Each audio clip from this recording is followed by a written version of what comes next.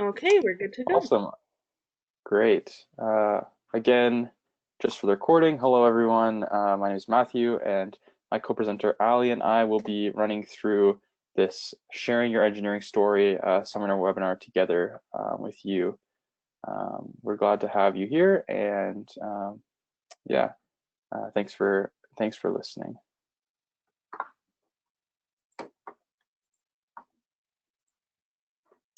All right, engineers of tomorrow. If you didn't join us for our first webinar, we'd like to give you a little rundown of who we are and what we do.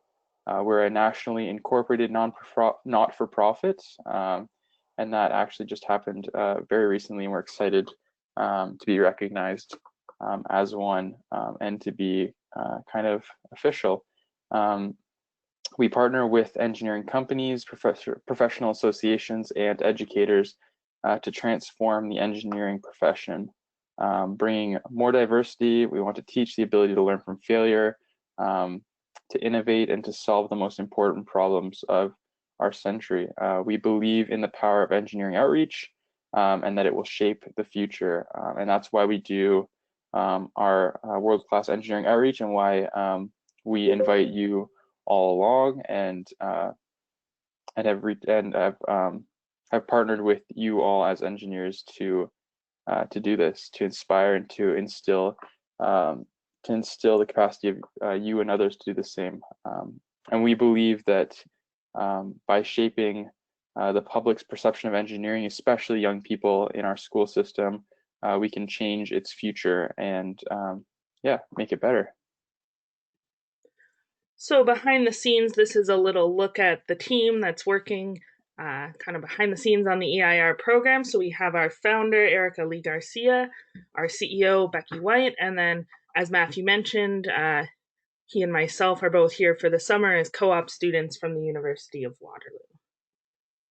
So we'll start off this presentation by each giving you a little look at our own engineering stories. If you were at our intro to the EIR program, you might have a little idea, and we'll try and go into a bit more detail now. So for myself, when I was younger, I was always very good at science and math, but it wasn't really something I was interested in until about grade 7. I had just moved to a new town and a new school, and my math class was very boring because I was able to do everything very quickly, and a lot of my class was struggling. So my parents had got me this book that talked about math, and I was reading about pi and thought, oh, this seems interesting. Why don't I start memorizing the digits of pi? Which, looking back, no real reason. It doesn't really help you in daily life. But at some point, I had it memorized to about 50 decimal places just for fun.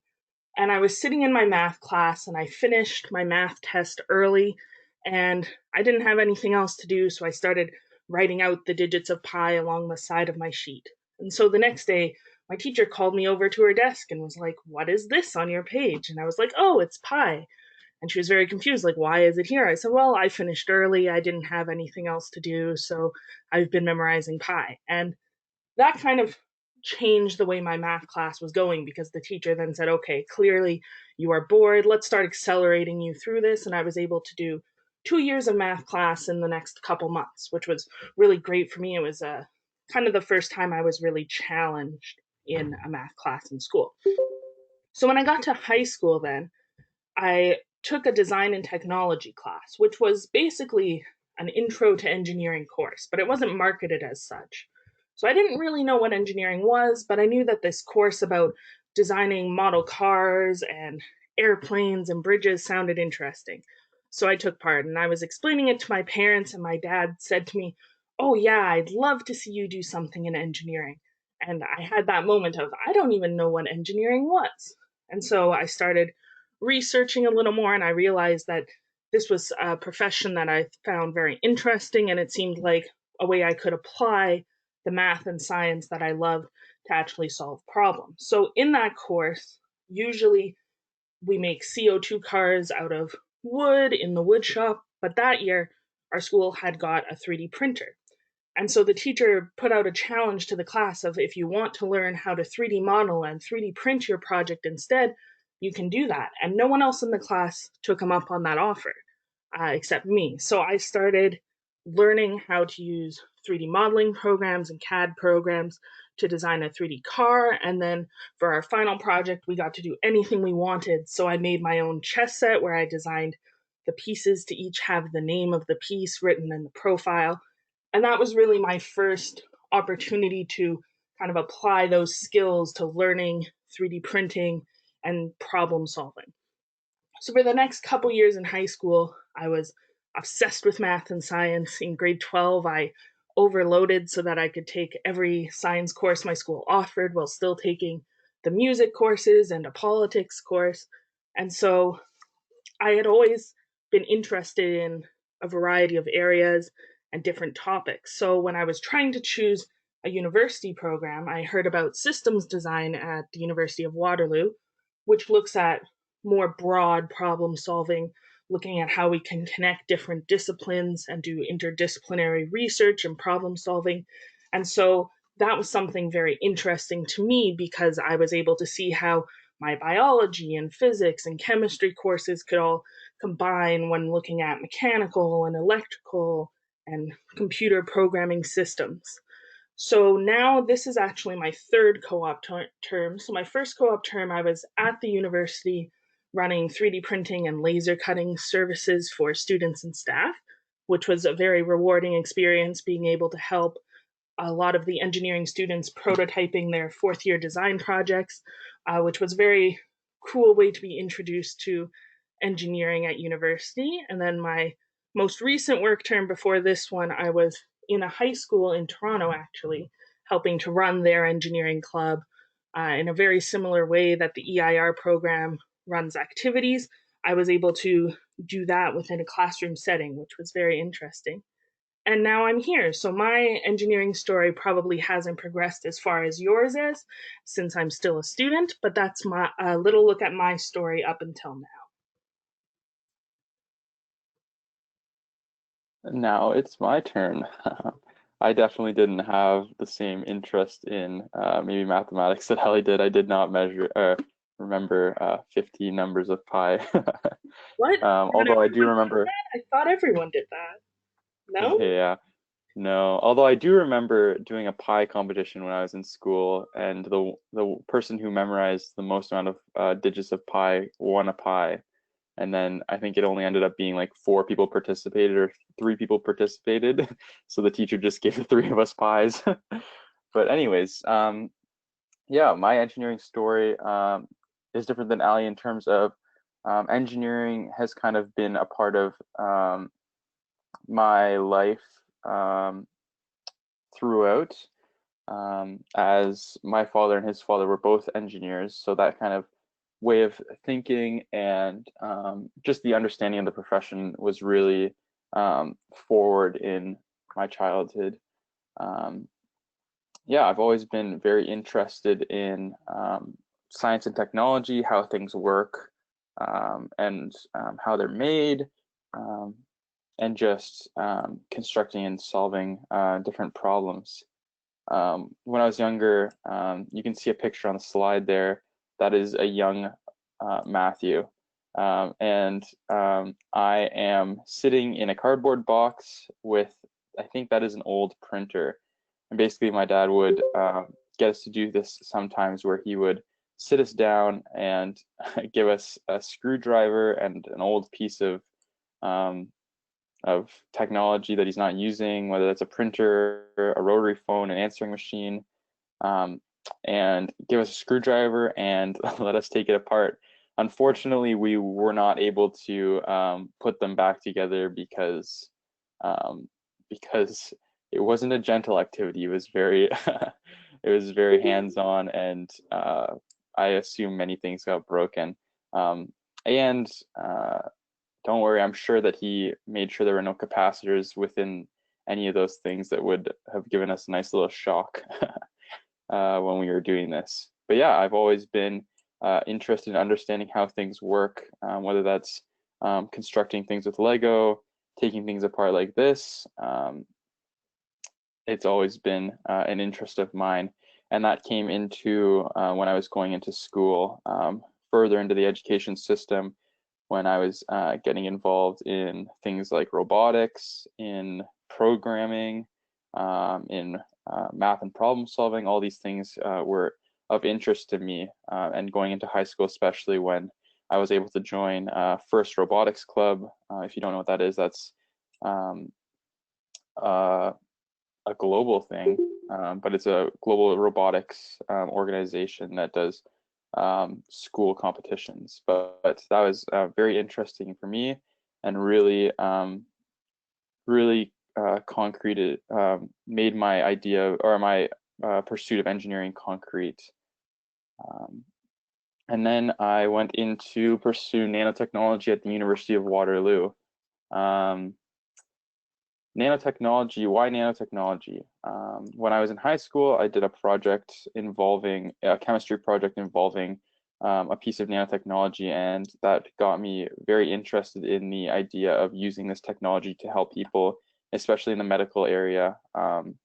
And that is kind of why I'm pursuing this education. And I chose Waterloo because of the program, but also because I've grown up in Waterloo all of my life. And I've always known of the strong engineering standing that Waterloo has. And the incentive of being around my home was also very strong in going to Waterloo. But yeah, my goal is to continue to go through this education, and hopefully by the end be able to know the things I need to go into the industry and develop technologies that will help people one day. So, hopefully, hearing a little bit of our stories will help you as we go through this, and you'll be able to reflect on your story as well and see how you might be able to share that with students. So, what is the goal of engineering storytelling? It's not necessarily to recruit young people to engineering. You'll go into a classroom, and some students might not be interested at all. But there might be a couple students who could be interested. But even those students that aren't interested or maybe aren't going to pursue engineering, you can still give them a human connection and a context for the field that they might not have thought about. Telling your story can help break or challenge stereotypes by exposing who an engineer can be. So if you share your story and it's not what a student thinks an engineer is, that broadens their thoughts and what they think an engineer can be. As well, you can help demystify and remove the intimidation factor. So lots of students might have the idea that you need to have fantastic grades and be really, really smart. And really, for some people, that's not what they are for an engineer. It's much more focused on problem solving for some people or different areas of skill. The benefits of telling your engineering story are for both yourself and for others. For others, storytelling is a great way of sending a message, as a lot more information is easily retained, and people will emotionally connect with what you're saying. And that goes for your engineering story, but also anything else that you're trying to portray. And this is why movies, theater, books, comedy, all of these different forms of presenting and art really are so drawing because they tell a story, and it's an engaging way to hear information. And for yourself, effective storytelling, the storyteller will do self-reflection and learn new things about themselves and their career. And this new perspective is valuable and fun when you're thinking about how you want to tell your story, especially in the context of engineering. Um, it can be very helpful for yourself to think through these things and to process what your goals were, why you are pursuing engineering, and to refocus yourself and kind of really understand or remember the underlying reasons of going into engineering and pursuing whatever you're pursuing. Where can I use my engineering storytelling? So for this context, we are introducing you to engineering storytelling because we would like you to use it during your formal engineering outreach event and engagements, and that would particularly be the engineer in residence classroom visits. as this is the reason that you're volunteering, or yeah, this is the reason you're volunteering with us, and our main way of engaging students is through the engineering residence program.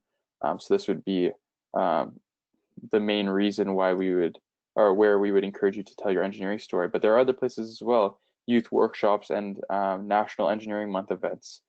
In your own youth work volunteering. So that could be with the guides, the scouts, that could be with soccer coaching, with hockey coaching, with anywhere um, where you are working with young people. That could be with your own kids or their friends or their classrooms. Um, and that could be very important, like my dad was to me. In your social networks and your family circles, especially with people who don't necessarily know what you do or have a background or understanding of engineering.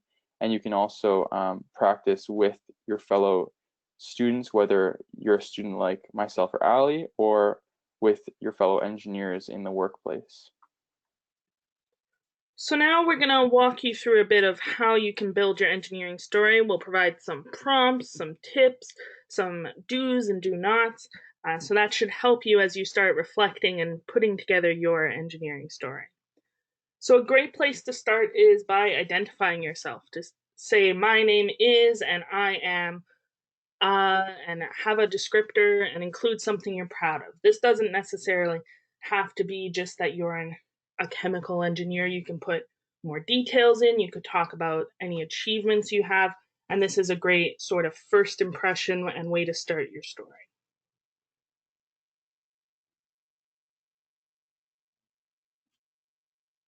And you can think about your past next.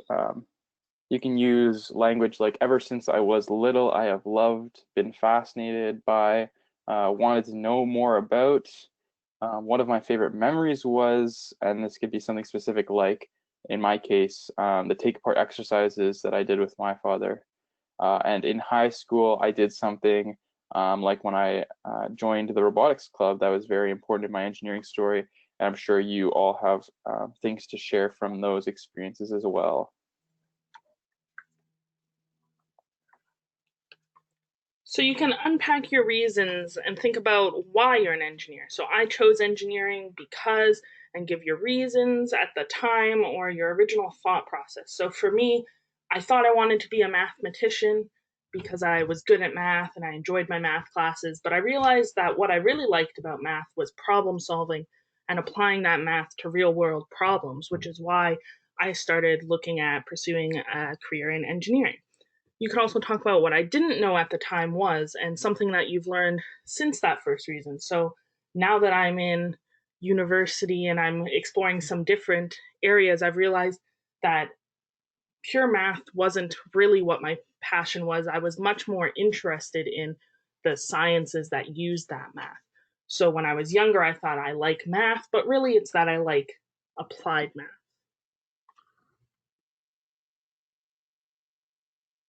And then share your fears and challenges. I used to worry that, but now I have learned that, and then something that you've learned anywhere. And that could be technology that you're discovering, technology that you're interested in, um, really anything um, that changed your viewpoint on things when you went into engineering and pursued this as a career. Mm-hmm. You can talk about the change you want to see. So, talk about, I dream about, maybe there's a specific problem that you're wanting to solve or a specific area that your research or work has been tackling, and it's somehow related to your engineering background and education. So, you could talk about that. And especially when you're talking with students, talking about your fears and the dreams that you have is something that they can relate to because they probably also share similar ideas of what might be scary about the future and maybe what problems they see in the world that they want to change. And then talk about your supports. What I really love is and then something that you're passionate about. And at school, um, I find, and then the way that school supports or is aligned with what you're passionate about, or the supports that um, allow you to be your best so that you can do the thing that you love. And that could be someone, a person, organization, um, different things of study, anything like that.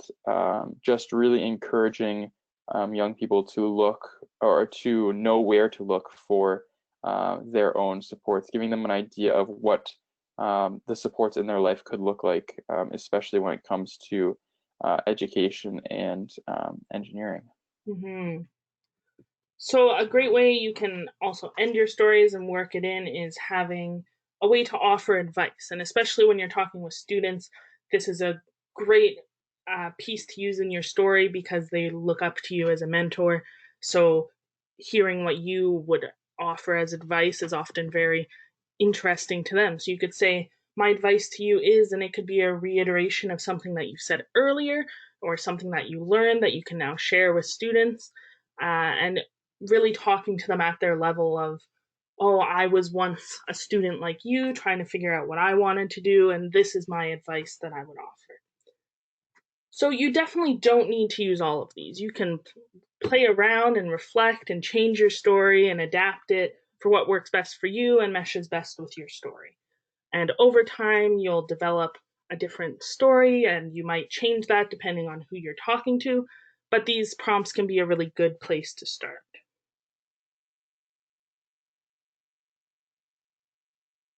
Absolutely. And I will just share a little bit about some storytelling tips that you guys can utilize when you're telling your engineering story. Really look into your past. You don't always need to know you don't always know what you're looking for until you find it, and the dots will connect backwards. When you're trying to think about how to tell your story, look to your experiences and look to what you lived through, especially when you're talking to young people, because you have much more experience than them and you've lived through the time that they are in now. You'll be able to encourage them in ways that you might not necessarily think are encouraging or relevant to your life, but could in fact be very relevant to them. Um, and once you look back at your story and think about the things that impacted you when you were younger, these will connect and build into an effective story and an effective way of telling engineering to young people. Lead with your human story, not your credentials. The goal is not to make yourself impressive, it's to make yourself relatable and accessible, especially to younger people. They don't necessarily have the idea of what this degree is or how impressive this piece of education or this award or these amount of publications are. All these things are not necessarily accessible or understood by young people, especially, but also people who are not in the professional science and technology area. Um, you want to make yourself relatable and accessible. You want to tell stories that will be be understood by young people and by people that are not within the STEM community and within the professional STEM area of study and work. You want to, yeah, you want to share stories and share ideas in a way that is understood. This also helps break down stereotypes surrounding engineers by showing that anyone can be an engineer.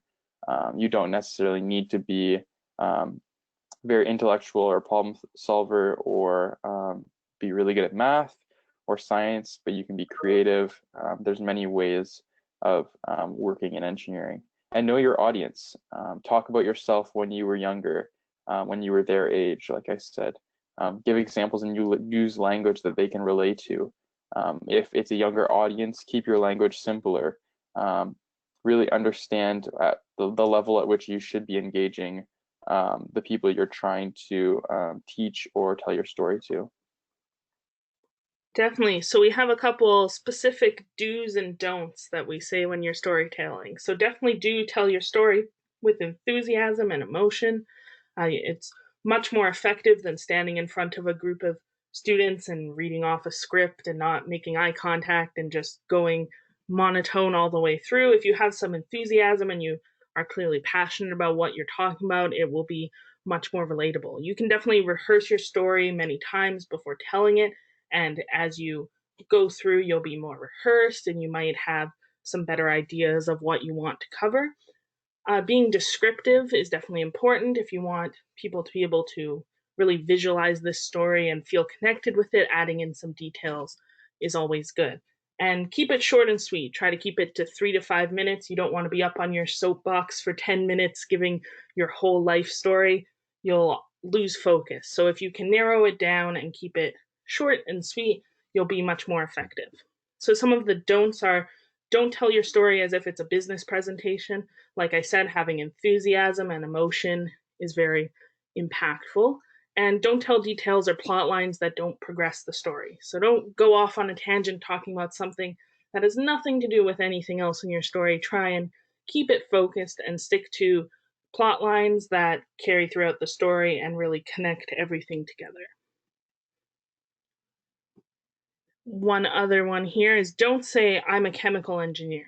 For a lot of students, this is just a throwaway of, okay, I don't know what that is. If you say something like, I create things like medications, food and drink, paper, clothes through the application of chemistry, physics, math, and biology, that's something a student might be able to connect with more because, oh, well, food and drink, that's something they know. Oh, they know clothes and medications, and oh, they're learning in science about math and biology. So these are words that they might understand and have more of a connection to.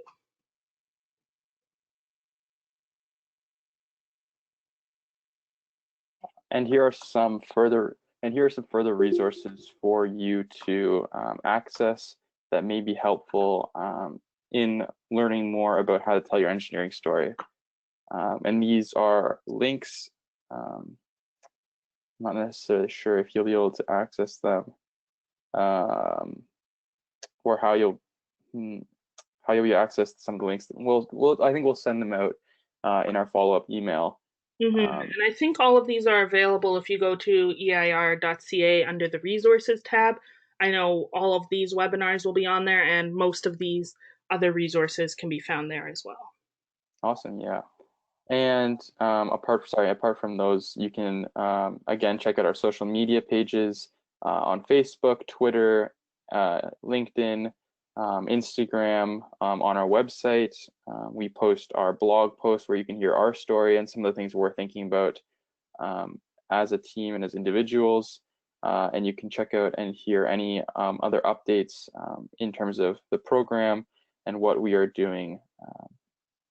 And yeah, we encourage you to check those out, to follow and to track along with us as we go through. Yeah, So so thank you for attending. Yeah, thank you all for coming. So we'll send out a survey to get some of your feedback on this webinar so we can work on improving in the future. But yeah, thank you all for taking time out of your day to join us.